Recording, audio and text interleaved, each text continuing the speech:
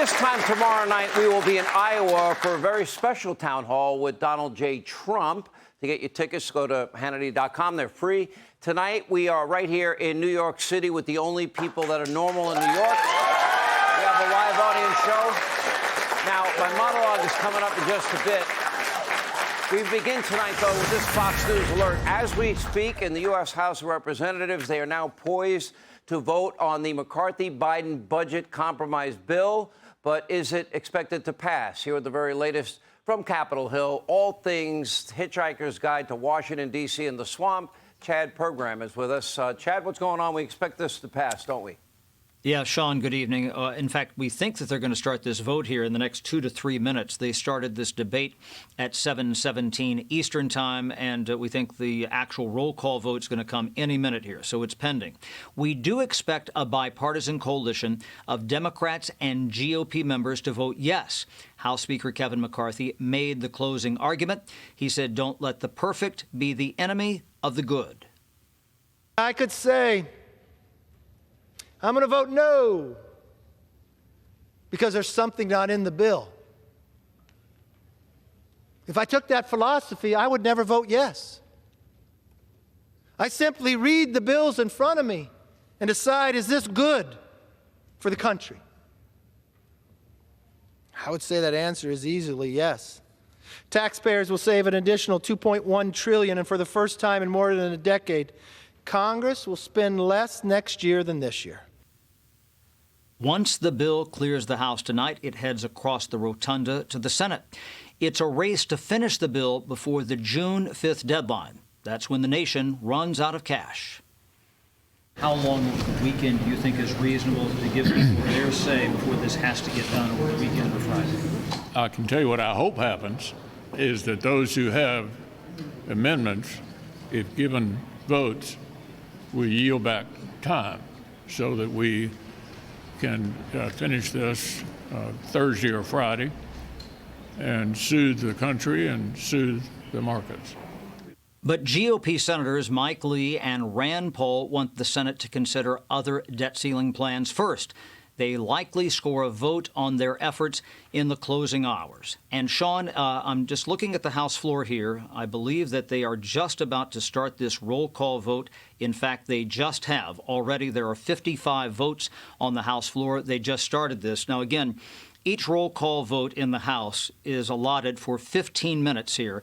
You look at that clock on the lower part of the screen, that counts down. It will get down to 0.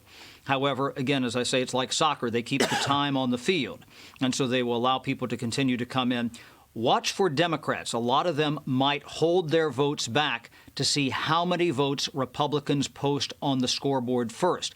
And after, they believe that Republicans have put their votes on, then the Democrats will likely vote for the bill and bring this across the finish line. Again, we're expecting a wide bipartisan vote on this tonight, Sean. All right, Chad, thank you as always. We appreciate it. Now, as I outlined last night, this debt ceiling compromise has a lot of critics, and chief among them are the conservatives in the Republican House, that is of the party of Speaker McCarthy. They did make a fundamental mistake, in my opinion, and that is the Speaker, in my view, should have kept all members in the loop with the negotiations before anything was agreed to. And the anger on the right, at least 29 that I have counted, is very palpable. Now, conservatives do hate the lack of real budget cuts. The original plan passed by the Republicans did, in fact, cut $4.8 trillion over 10 years. This one is $2.1 trillion. And yes, it's the first time they'll have a lower budget next year than the year prior. But as of now, the federal government's insane COVID-level spending is pretty much here to stay, because only $30 billion of the multi-trillion-dollar COVID relief funds are going to be clawed back and redistributed to other areas of the government. And the cuts to Biden's army of IRS agents, well, that cut was minimal at best. Democrats, meanwhile, they hate the new energy measures in the bill, including that pipeline that Joe Manchin wanted and rightly should have in West Virginia. They also hate that Americans with student loan debt will be forced to resume payments. What? I'm supposed to pay for their education? I paid my loan back. You can pay your own loan back. Anyway, even though Biden's loan forgiveness program will still move ahead, Neither side is particularly happy with the new work requirements for certain social welfare programs. Now, this seems like a win for conservatives on some angles, but does very little to curb costs or get people back to work. You know, it's kind of like rearranging the deck chairs on the Titanic. Now, my next guest, Senator Lindsey Graham, he's vowing to undo this debt deal.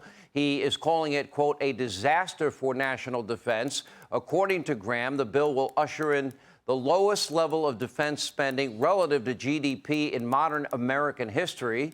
This, as the U.S. has now been thrust into a new Cold War with communist China, as they have now created a new axis of evil, and that's China, Russia, and Iran. And this week, we watched China refuse an American invitation to meet with U.S. defense officials. They also made aggressive maneuvers against a U.S. fighter jet over international waters and even built a simulation of their hypersonic missiles, literally destroying our entire U.S. fleet in the Pacific. And they still will not take any responsibility for COVID-19, nor is Joe Biden holding them accountable for that or for the spy balloon that he let fly all across the United States over every military installation in the continental U.S. and Alaska. They demanded that America apologize for shooting down their spy balloon after Biden let it fly across the country for days. And with each passing week, the threats to reunify with our ally, Taiwan, they're getting more and more aggressive. That seems a question of when, not if. The goal of the U.S. should be peace through strength. And with a military so badass, kick-ass, so powerful and advanced that China would be deterred from ever starting any conflict around the globe. Unfortunately, there is nothing strong about Joe Biden. He is weak, he is frail, and we all know he's a cognitive mess, and he has no idea that today is Wednesday. And now, as a result, the world is less safe. For example, look at Putin's war in Ukraine. There's no end in sight. Keep in mind this war started in part because of Biden's weakness that he showed in Afghanistan.